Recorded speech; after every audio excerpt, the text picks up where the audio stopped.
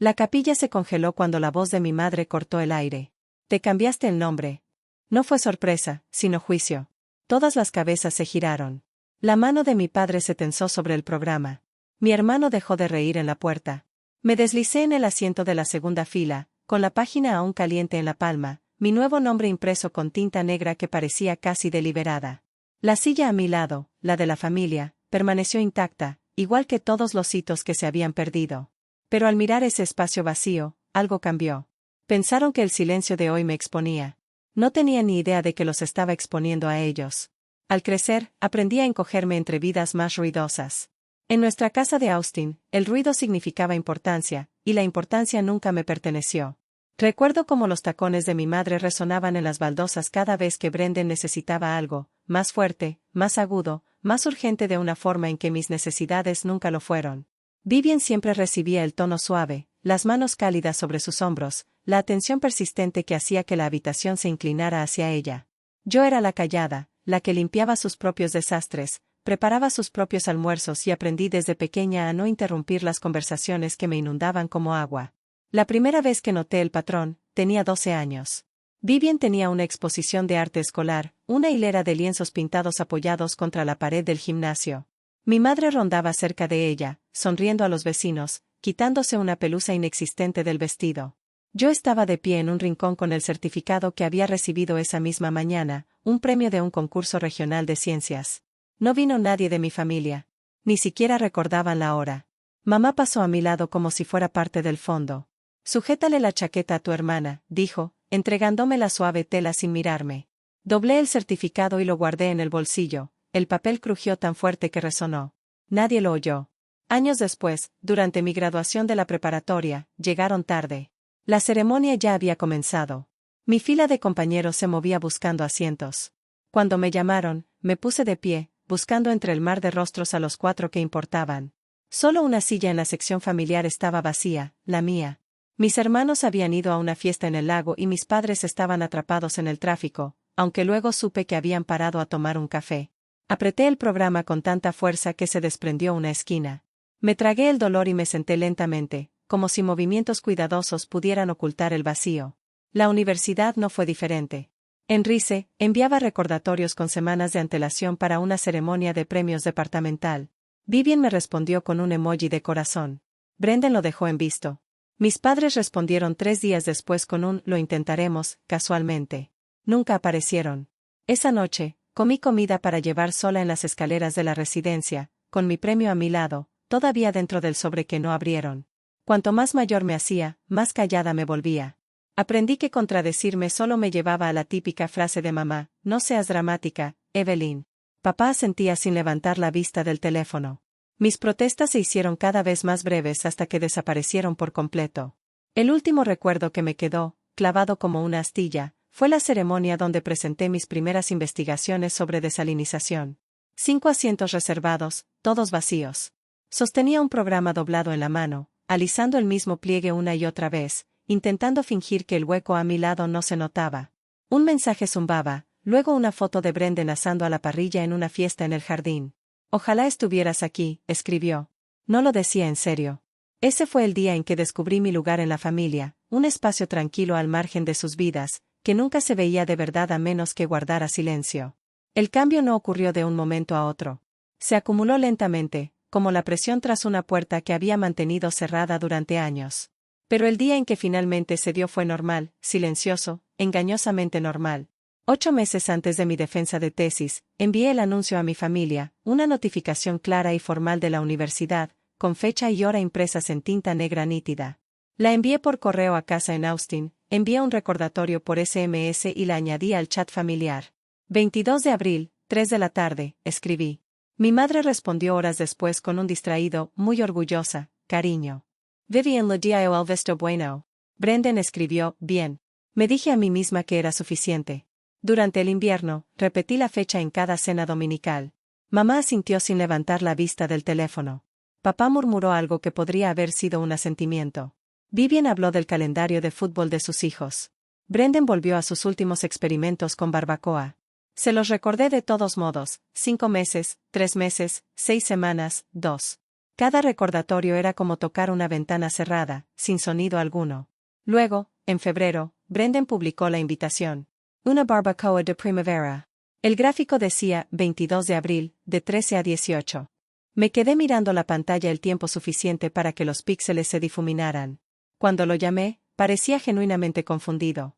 ¿A qué hora es tu cita?, preguntó, como si no lo hubiera oído 20 veces. A las 3, dije. Se pueden hacer las dos cosas, respondió. Ven después. Stanford estaba a 1 hora de distancia. Él lo sabía. No le importaba. Luego llamé a mamá. Se rió suavemente. Cariño, no te pongas dramática. Ya encontraremos una solución. Pero entonces lo sentí, la certeza silenciosa y abrumadora. No estaban confundidos.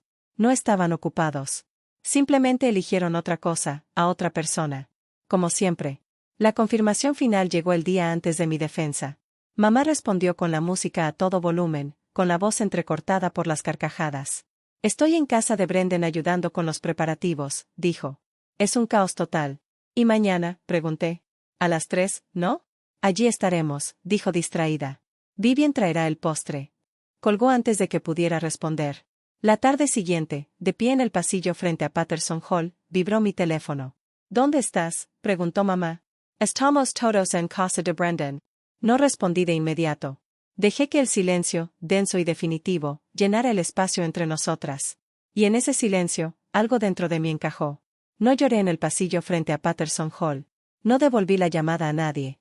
No di explicaciones. Recogí mis notas, entré al auditorio y defendí 8 años de trabajo ante una sala a la que le faltaban 5 rostros que deberían haber estado allí. Y cuando terminó, felicidades, doctora. Evelyn Brennan, resonó por toda la sala, no sentí nada más que un dolor tan familiar que casi era silencioso. Esa noche, mientras los mensajes de mi familia se apilaban sin respuesta en la pantalla, me senté sola en mi apartamento con las persianas entreabiertas. La luz de la lámpara de mi escritorio se extendía sobre la mesa, bañando pilas de trabajos de investigación, mi portátil y el programa de la ceremonia. Alicé el pliegue central una última vez. Luego abrí mi portátil y creé una carpeta titulada Transición.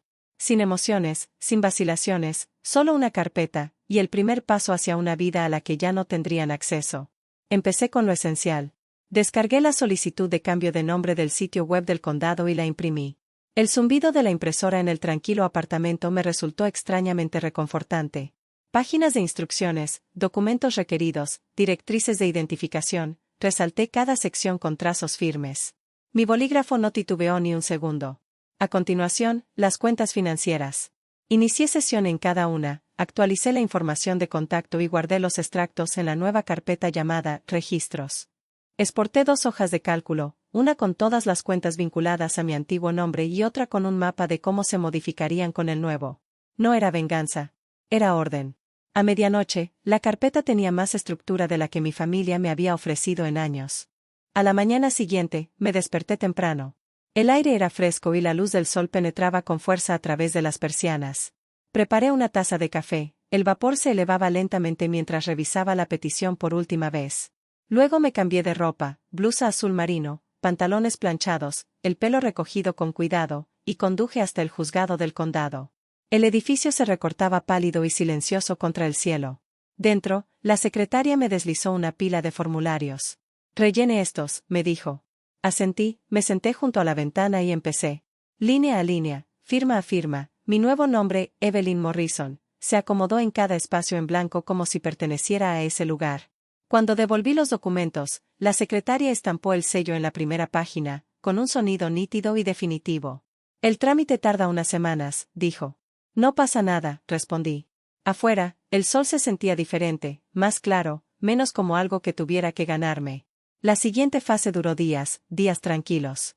Primero actualicé mi correo electrónico, una dirección limpia y desvinculada de mi familia. Transferí todos los materiales de investigación a una nueva unidad en la nube y borré la anterior. Archivé los mensajes de colegas, mentores y amigos. Lo único que no borré fue una pequeña carpeta llamada Ruth, llena de fotos de mi abuela y las cartas de cumpleaños que me había enviado durante la universidad. Su letra siempre había sonado segura, incluso cuando la mía temblaba. Al final de la semana, mi vida digital ya no contenía el nombre Brennan. La transición física llegó después. Empaqué mi apartamento, libros apilados cuidadosamente, ropa doblada en largas filas, marcos boca abajo y envueltos en papel. Me quedé de pie en el centro de la sala la noche antes de que llegaran los de la mudanza, escuchando el suave zumbido del refrigerador, el tenue zumbido de una farola afuera. Mi teléfono se encendía cada pocos minutos, llamadas, mensajes, intentos fallidos de agarrar lo que nunca habían contenido. No contest. Cuando el camión arrancó, cargando todo lo que poseía hacia Portland, cerré la puerta del apartamento con llave y apoyé la mano en el frío metal por un momento. No era sentimiento, solo quietud. El viaje hacia el norte me llevó 2 días. Largos tramos de autopista, la radio apagada, áreas de descanso con máquinas expendedoras parpadeantes. Solo paré para repostar y tomar un café. Cada kilómetro parecía como si se deshicieran hilos, conexiones delgadas y deshilachadas que se desvanecían tras de mí. Portland me recibió con un cielo gris y una suave llovizna. Perfecto, pensé. Una ciudad donde el silencio no parecía un castigo, sino una forma de respirar. Mi nuevo apartamento era pequeño pero luminoso, con un estrecho balcón que daba a una calle tranquila y arbolada. Coloqué mis cajas junto a la ventana y abrí la que decía, trabajo.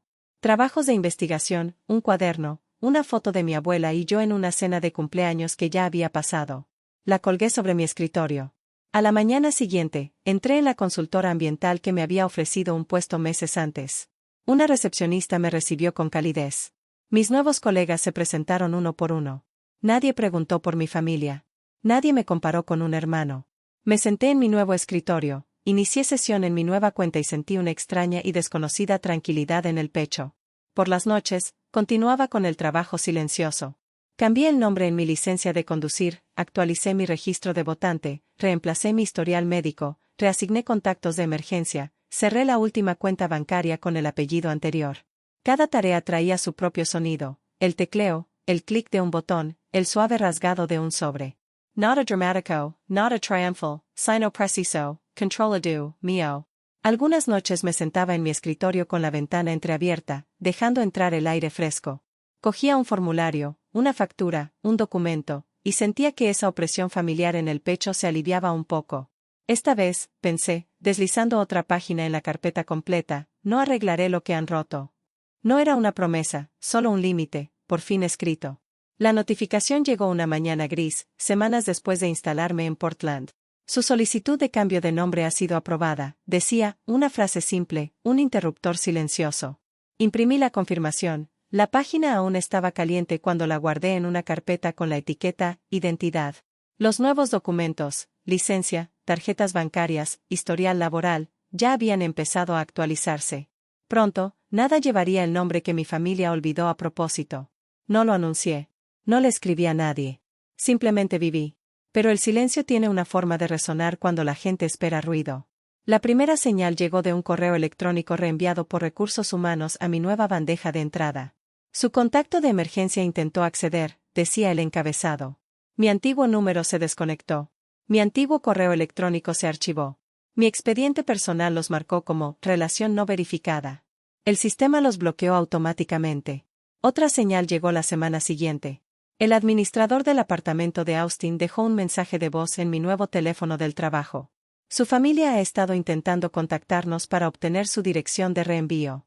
No podemos revelarla sin consentimiento por escrito. No di ninguna.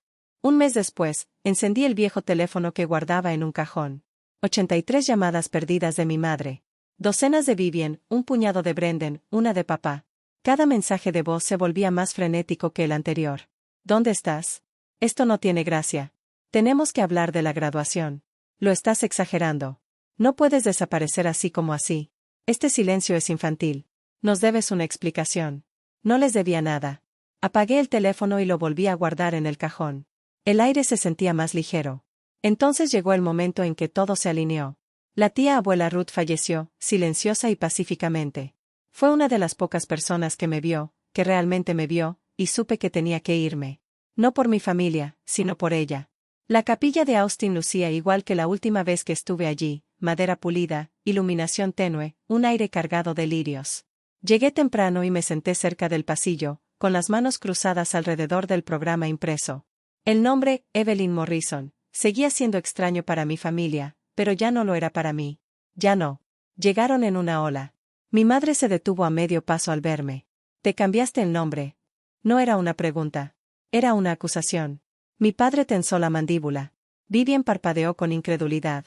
Brendan parecía como si alguien le hubiera quitado el aire de un manotazo. Sus ojos se dirigieron al programa, luego a mí, y luego volvieron a mirarme. Deberías habérnoslo dicho, dijo mamá en voz baja. Deberías haber venido, respondí con voz serena. Abrió la boca, dispuesta a discutir, pero el encargado de la capilla le hizo señas para que guardara silencio. Durante el servicio, me observaron más a mí que a la ceremonia. De vez en cuando, la mirada de mamá se deslizaba hacia mí, confusión, frustración, algo parecido al miedo. El mismo miedo que siente la gente cuando un mapa familiar se redibuja sin ellos. Después del himno final, me siguió afuera. Evelyn, esto no es justo, susurró. Cometimos un error. Las familias superan las cosas. Me quedé junto a mi coche de alquiler, la suave brisa me removía el borde del abrigo. Elegiste una barbacoa en lugar de mi doctorado, dije. No lo olvidaste. Priors asked. Eso no es cierto, dijo. Lo es, respondí. Y ahora los sistemas en los que existo solo reconocen a quienes se presentan. Tú no figurabas en la lista. Lo demás se solucionó solo. Su rostro se tensó como si finalmente hubiera comprendido. No tenía argumentos para deshacer un expediente judicial, un expediente estatal, una identidad digital. Se podía reclamar amor, pero el papeleo era inmune a la culpa. Vivian se acercó después. No tenías que ir tan lejos, dijo. Yo no fui tan lejos, respondí. Fui donde me vieron. Brendan no dijo nada. Subí al coche, cerré la puerta y vi cómo sus siluetas se difuminaban a través del parabrisas. No podían seguirme, ni legalmente, ni digitalmente, ni emocionalmente. La vida ligada a mi antiguo nombre había terminado sin ceremonias. La ligada a mi nuevo nombre ya había comenzado. Y por primera vez, la pérdida no era mía. Portland se instaló a mi alrededor como una noche suave en una calle fresca, tranquila, pausada, indiferente de la forma más suave. Pasaron los meses, y los ritmos de mi nueva vida se formaron sin esfuerzo. Caminé al trabajo bajo un cielo gris y bajo. Preparé café en la pequeña cocina de mi apartamento. El sonido del agua llenaba el silencio en lugar de romperlo. Sobre mi escritorio, bocetos de modelos de recuperación de agua se extendían por la madera en líneas pulcras, iluminados por un tenue resplandor matutino que hacía que todo pareciera más tranquilo de lo que yo sentía. Poco a poco, la quietud dejó de resultarme extraña. Mi nombre, Evelyn Morrison, aparecía en memorandos, firmas de correo electrónico y resúmenes de proyectos. Cada vez que lo veía, algo en mi interior se arraigaba un poco más. En las reuniones, mis compañeros me pedían mi opinión sin compararme con nadie. Después del trabajo, un compañero me invitaba a un café, o Alex me encontraba en una pequeña cafetería escondida entre dos edificios de ladrillo. Él escuchaba. Recordaba detalles. Me preguntaba por el proyecto de desalinización que llevaba años perfeccionando, y no fingía interés. Lo demostraba. Algunas noches me sentaba en el balcón con una manta sobre los hombros, mientras la ciudad murmuraba suavemente en la distancia. La lluvia trazaba líneas sobre la barandilla, firme y tranquila. Pensaba en la silla vacía en mi defensa, la que había contemplado un buen rato antes de empezar mi presentación. La imagen volvía de vez en cuando, pero su forma había cambiado. Ya no era un dolor, solo un recuerdo, pequeño y plano, como una fotografía guardada en el fondo de un cajón. No los odiaba. Eso me sorprendió. El odio requería peso, y yo ya no cargaba con el suyo. El papeleo había logrado algo que yo nunca podría lograr, trazar una frontera clara. No una barricada, solo una línea. A un lado, la vida donde esperé a ser elegida. Al otro, la vida donde no lo fui. Cuando salí del juzgado meses antes, no había estado huyendo de mi familia. Había estado caminando hacia mí misma, hacia un hombre que pertenecía a alguien que me apoyó, incluso cuando nadie más lo hizo. Ahora, bajo la suave llovizna de una tarde en Oregón, me di cuenta de algo más silencioso que el perdón, más sencillo que un cierre. Ya no me faltaba nada. Había llegado. Los límites no son castigos. Son la prueba de donde finalmente aprendiste a pararte. Mi familia pasó años olvidándome en lugares a los que me costó mucho entrar. Así que construí una vida en un lugar donde aparecer no era opcional. Ahora, cuando firmo mi nombre, Evelyn Morrison, el silencio que sigue no es vacío. Es mío. Y algunas puertas permanecen cerradas simplemente porque ya no necesito tocar.